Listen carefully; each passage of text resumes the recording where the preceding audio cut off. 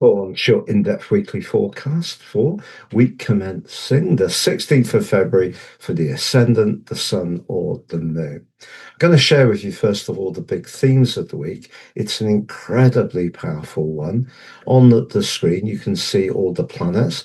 I'll share the context of those after that, and then I'll go through each of what can be seen as a blockbuster time, frame by frame, to give you a clear picture of what to expect. This is a week when we have a solar eclipse for the first time in Aquarius on Tuesday for 8 years, but it is in a tense right angle with Uranus, the planet of freedom, higher truths, but also of disruption. What's the implication? That sun's in the part of your chart to do with everyday money. But then on Wednesday, because the eclipse occurs so late in Aquarius, the sun switches to the water sign of Pisces, which you have a real connection to, because Earth, you, carries water, the bottom of a river, and the flow of the energy of the sun into Pisces is also aided by the fact that Venus, the relator, and Mercury, the communicator, are there to welcome the sun. So the following month can be a time of sparkling interactions for you personally. But of course, recently, the big takeout was that your ruler moved back into Aries, where it had a brief visit last year for just over 3 months, but it's in the fourth house of your situation for the next 2 years, along with the more nebulous atmospheric energies of Neptune. So on the screen, let's first of all look at your ruler. So there's Saturn, and for you, it is on the fourth house cusp. And the most visible player in your chart is the South Node. So it's possible the South Node can be the kind of habitual things we return to that we feel very comfortable with. So in Virgo, that can be very strict routines, but in the ninth house, it may be to do with your philosophy. So uh, the fact that the sun's going to be moving into a very interactive part of your chart later this week, maybe as a prompt to action to look at life in a bit of a different way.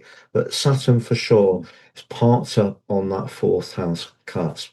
And the fourth house essentially is around where we live, can be the physical structure, it can be the atmosphere of the property we live in, it can be the immediate environment. The fourth house can be to do with family relationships, but also our relationship with ourselves, our inner connection, our soul purpose, because it has an echo of the sign of Cancer.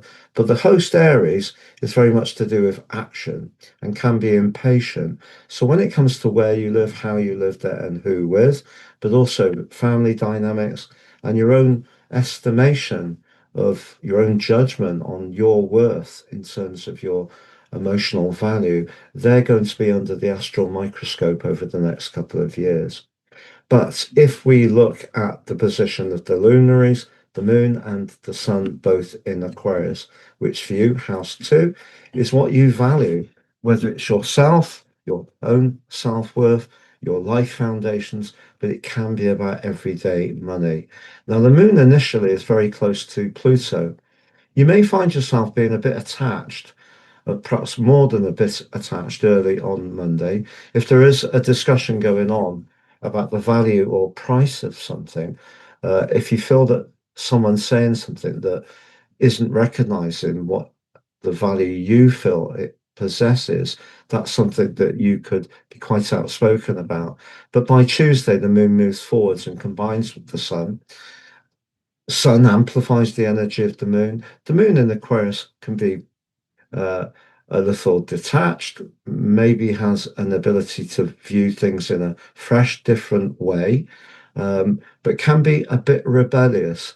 And that rebellious energy of Aquarius comes from the modern ruler Uranus, which is in a square with the sun, the start of the week, and also the solar eclipse, which provides a backdrop for the following 6 months.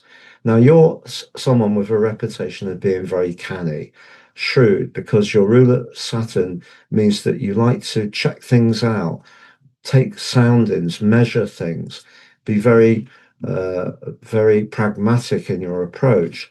But if you are one of those Capricorns with some Sagittarius energy, which can be more free spirited, or Aquarius energy, progressive, there may be a part of you that can be open to speculation, using your resources in a different kind of way. But what the solar eclipse tells you over the next 6 months is to not be too quick to punt on anything where you haven't done that usual research, which is so important to you ordinarily. Also, Uranus is in the part of your chart through to the 26th of April, which continues to be about where you demonstrate flair, talent, and creativity, and also where you have fun. If your values don't quite align, the second house values, with some people around you, even if you find elements of their nature attractive, titivating, maybe they're a little bit zany or changeable, you're going to find yourself more likely to be cautious about who you spend time with, I feel. Or if you are in the mood to be a little bit fresher in your approach, what Uranus could do is tempt you to connect with people who may challenge your ideas and even your beliefs. But then on Wednesday, as the sun moves into your third house, that's intriguing because that's where Saturn's just left. The sun here for you suggests your conversations could flow quite gracefully. Venus in the third house means that someone you encounter over the next few weeks could hang on your every single word, which is rather gratifying. If you are someone inclined to internet dating, an opportunity may present itself even this week. Because Venus is in a conjunction with the North Node, something could be fated around a meeting. But Mercury, the communicator, forges an ace trine to Jupiter in your sector of relating. So if you do feel there's a chemistry developing, your values feel aligned, you're not feeling that the person you connect to is too unpredictable, or if they are a bit different, you're actually finding it attractive. There's great opportunities this week, but that does bring us to the end of the week, and Saturn and Neptune's exact conjunction for the first time 37 years. Because Aries can be a go for it energy, if you like, Mars and Aries is go and Saturn is kind of no. So that qualifies some of the other energies earlier in the week, which perhaps are uh, more open to going for it. Speculation with money, resources. We have seen, for example, cryptocurrencies really coming under a greater amount of scrutiny, and nothing reflects cryptocurrencies more than Uranus in Taurus. Taurus is the sign of money, Uranus is the sign of innovation and technology. But even some old precious metals like gold and silver, after that rise in value, have trimmed back a little bit. So it does suggest that for you personally, you're going to want to feel that your connections to people, even if they're flirty and fun, that maybe there is something about that person that you can relate to in a more consistent and more secure and stable way. So you could find that your emotional compass actually develops over the next couple of years. But if there are weak relationships in your world, people who don't tune into you very well, aren't very nurturing, don't understand you if you're going through things like illnesses or family changes, you know, people getting poorly that you haven't to support. If there are people around you not quite as tuned into that, you may be less forgiving around those type of people in the next couple of years. But I think this week in particular, the Pisces energy does mean that there can be some rather engaging energies, but underneath that, Saturn is just reminding you of to find true meaning in the connection.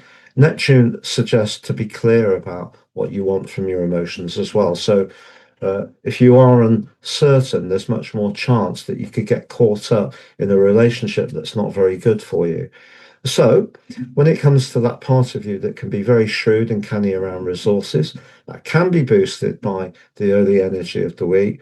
But as long as you don't rush or make any uh, quick movements or decisions without thinking them through, and then conversations, journeys, short journeys, immersing yourself in an environment or with people that really is pleasing to you, and there could be one very fortunate conversation. Now, talking about fortune, in the last week of February, there's a fantastic aspect coming up, but there's also an absolutely blindingly tricky one between Mars and Uranus in the last week. To know more about those, please visit your monthly forecast, Capricorn, because I go into detail around the eclipse, the Saturn and Neptune, the Pisces season evolving. And I feel that that will help you to gain greater context and understanding. And also, if you'd like to take advantage of my offers on my printed charts, you can get your personal forecast full 12 months from the time of order, plus your life roadmap, and apply Astro 26 at the checkout and get 50% off.